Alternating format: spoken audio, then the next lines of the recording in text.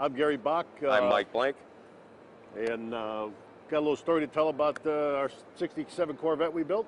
My buddy Mike, we got this thing painted and made it roadworthy, made it dependable, and we always dreamed of wanting to head to California with it. There's always California dreaming. When you're in Chicago, you want warm weather, so you think of California.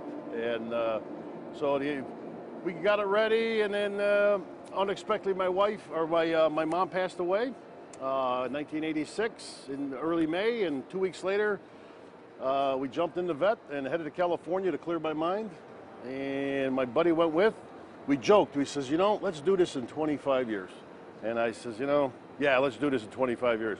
Well, I got married, I had kids, and Life just everything happens, that goes on with life and all that time. And that 25-year dream went past, and then 29 years comes up, and my buddy's mom suddenly passes away. And yeah, he called me up and he said, you know what? He goes, one good turn deserves another. Let's head out, you know. So I said, we should slow down, take some time, take the whole month of September. We'll stop and see some stuff. And I'll tell you what, when you're cruising, you get off the highway, you get on the back roads, like I was telling you before, you just kind of, you meet wonderful people. I mean, everybody wants to talk. There's a story. Everybody has a story. You slow down, take time, and listen.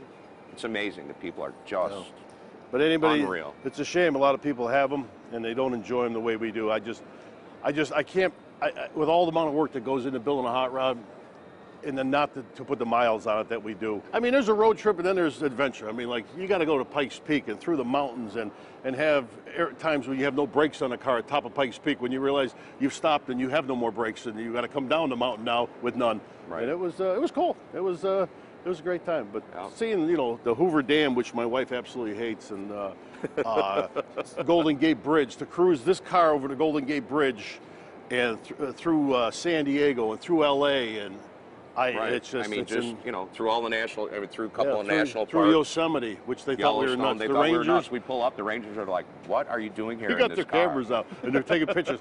Are you going to be okay? Yeah, we'll be fine. Yeah. And then through Yellowstone and North Dakota, South Dakota.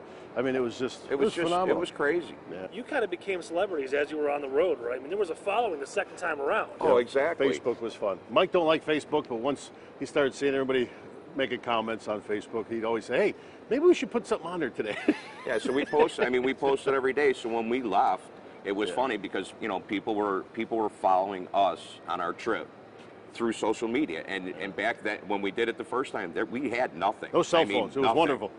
Yeah, our girlfriends couldn't find us. A lot of our friends. We got my buddy Scott Anderson, known him forever. Went to school with my wife. Gearhead in town, and we talk, and he mentioned this to Steve Novosel, that what we did on our trip, and Steve invited us to come to Detroit because we really don't do car shows. I mean, it's not our thing. We enjoy driving them. Yeah, but, right. I mean, I says, you know, for Scott for asking us, and Steve and the ISCA to come up here and a couple of guys from Chicago, you were brave enough to come to Detroit. Yeah, right. And then we were blocked by the big winter snowstorm that we couldn't get her, but Scott picked the car up and brought it up here for us, and it's been an adventure ever since.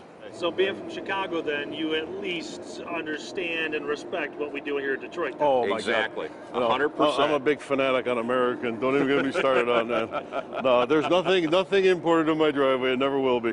No, even my kids' girlfriends weren't allowed to have nothing imported in my driveway.